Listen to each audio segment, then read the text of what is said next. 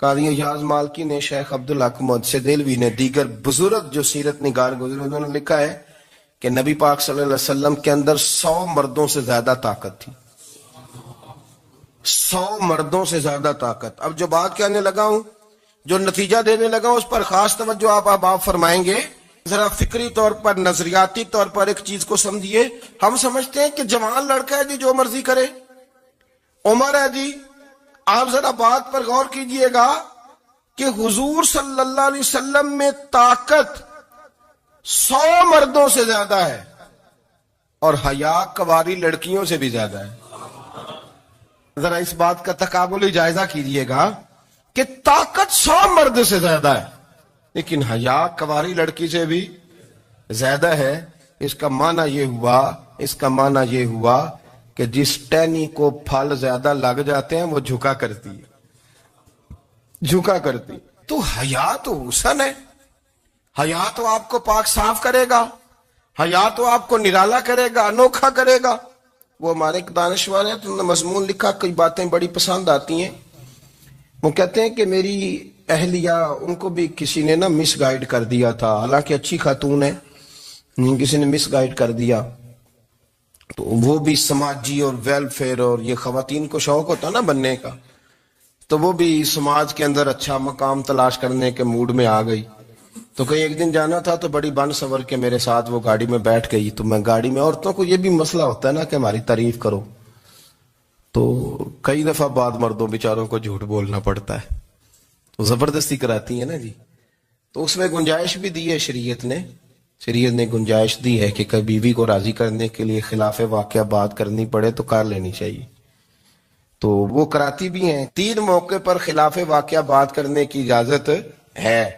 واقعے کے خلاف بھی آپ بات کر سکتے ہیں. جنگ کے موقع پر 2 لوگوں کو صلح کرانے کے لیے اور بیوی کو راضی کرنے کے لیے کر لیں کوئی ایسی بات، بے شک اپنی طبیعت پہ جبر کر کے کر لیں، گنجائش ہے، اجازت ہے. تو وہ کہتے ہیں جب وہ گاڑی میں میرے ساتھ بیٹھی بن سور کے، تو وہ تقاضا کرنے لگی کہ میں نے بڑے اچھے کپڑے پہنے ہیں پر آپ نے توجہ نہیں کرائی.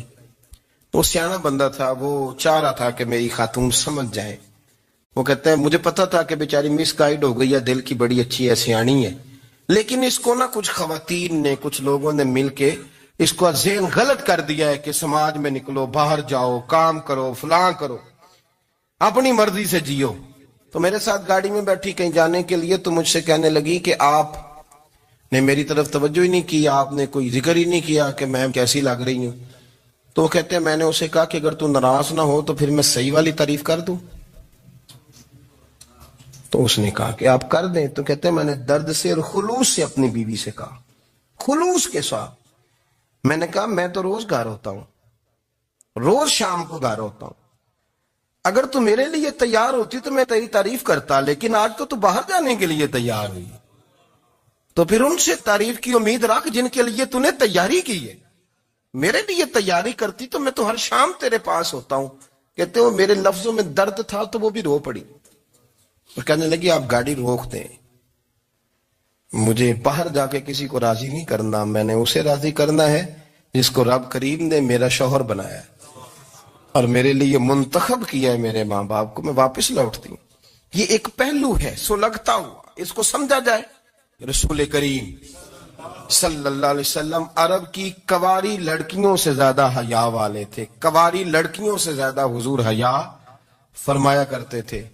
جب خانہ کعبہ کی مکہ شریف میں تعمیر ہو رہی تھی نا، اہل عرب اس کو تعمیر کر رہے تھے، تو نبی پاک صلی اللہ علیہ وسلم اپنے چچا حضرت عباس کے ساتھ خانہ کعبہ کی تعریف میں مصروف تھے. تو عرب کے لوگ چونکہ لمبا کرتا پہنتے تھے پیروں تک، تو نیچے اگر کسی وقت کوئی چیز نہیں بھی ہوتی تھی تو کسی کو وہ نظر نہیں آتی تھی، چونکہ پردہ رہتا تھا، لمبا کرتا پہنا ہوا ہوتا تھا. تو جب بچے، سرکار کی عمر مبارک بھی ابھی تھوڑی تھی، تو اس طرح بچے جب نکلتے تو وہ کئی دفعہ اپنی تہمت اتار دیتے نیچے سے، اور کوئی مزدوری کرنے لگتے تو 3-4 طے کر کے تہمت کی کندھے پہ رکھ لیتے. جس طرح کبھی دیہاتوں میں لوگ کپڑا سر پہ رکھتے تھے کہ اوپر اگر کوئی وزنی چیز رکھیں گے تو وہ تکلیف نہیں دے گی. نبی پاک صلی اللہ علیہ وسلم بھی سب لوگوں کے ساتھ خانہ کعبہ کی تعمیر میں شامل تھے. تو حضرت عباس رضی اللہ تعالیٰ عنہ نے کہا حضور سے، ابھی اعلان نبوت بھی نہیں فرمایا تھا، بھتیجے آپ بھی تامد اتاریے. یہ صحیح مسلم میں حدیث موجود ہے. اور اس کو کندھے پہ رکھ لیجیے، آپ اینٹیں اٹھا اٹھا کے لا رہے ہیں تو ذرا آپ کو تکلیف نہیں ہوگی. تو سرکار دو عالم صلی اللہ علیہ وسلم سے یہ بات کہی اور پھر جلدی سے حضور کی تہمت کو نکال کے نا، حالانکہ لمبا کرتا پہنا ہوا ہے، تو وہ جیسے ہی ان کے کندھے پہ رکھا اینٹیں رکھنے کے لیے تو سرکار تو زمین پہ گر گئے، بے ہوش ہو گئے، آنکھیں آسمان کی طرف. اور پھر حضور پکار رہے ہیں آزاری آزاری آزاری، میرا تامت دے دو، میرا تامت دے دو. کبھی کوئی شخص اس وجہ سے بھی بے ہوش ہوا ہے کہ میرے وجود سے کپڑا اتر گیا ہے؟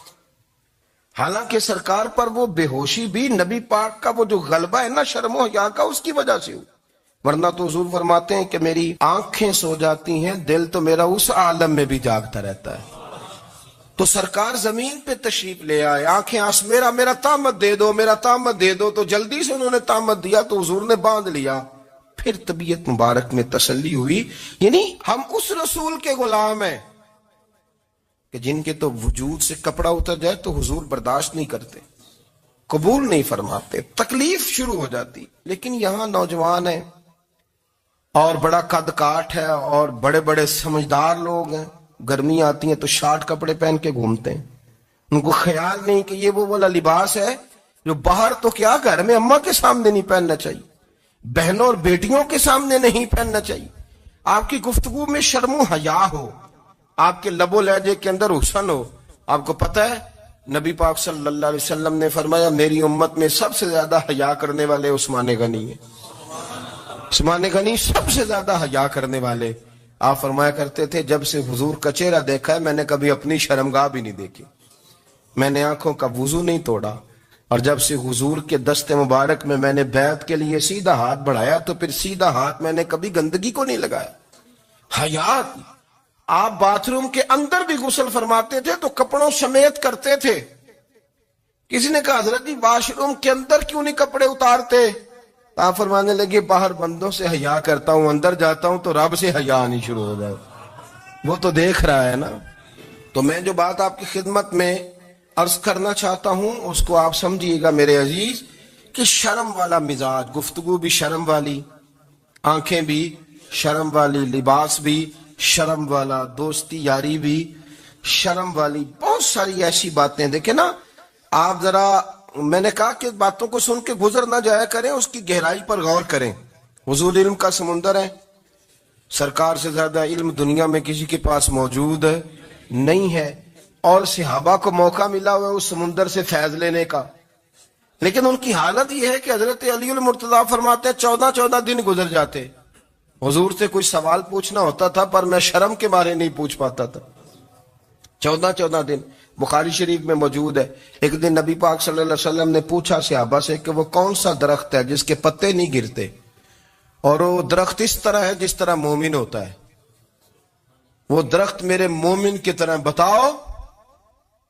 حضرت عبداللہ ابن عمر فرماتے مجھے پتا تھا کہ وہ کھجور کا درخت ہے، لیکن چونکہ ابو بکر صدیق بھی بیٹھے ہیں، عمر فاروق بھی بیٹھے ہیں، مولا علی بھی بیٹھے ہیں، عثمان غنی بھی بیٹھے ہیں، اتنے جید لوگ بیٹھے ہیں، تو مجھے حیا آتی تھی کہ میں کیوں جواب دوں.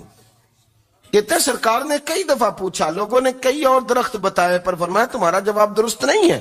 آپ حیا کے اس پہلو پر غور کریں کہ سوال کا جواب آتا ہے، سوال کا جواب، یعنی مجھے سوال کا جواب آتا اور پھر میں دوں نہ، مجھے بدعزمی نہ ہو جائے گی. یہ کیسے ممکن ہے کہ میری رات گزر جائے، مجھے پتا بھی تھا میں نے بتایا نہیں. بہت سارے لوگ آ کے بہت ساری باتیں بتاتے ہیں، بہت ساری باتیں وہ سمجھاتے ہیں، تو ہم غور سے ان کا چہرہ دیکھنے لگ جاتے ہیں، کہتے ہیں یار اس کا تو دعویٰ تھا کہ میں سمجھنے آتا ہوں، تو یہ تو ہمیں سمجھا رہا ہے، چلو الحمدللہ ہم سمجھنے کو تیار ہے.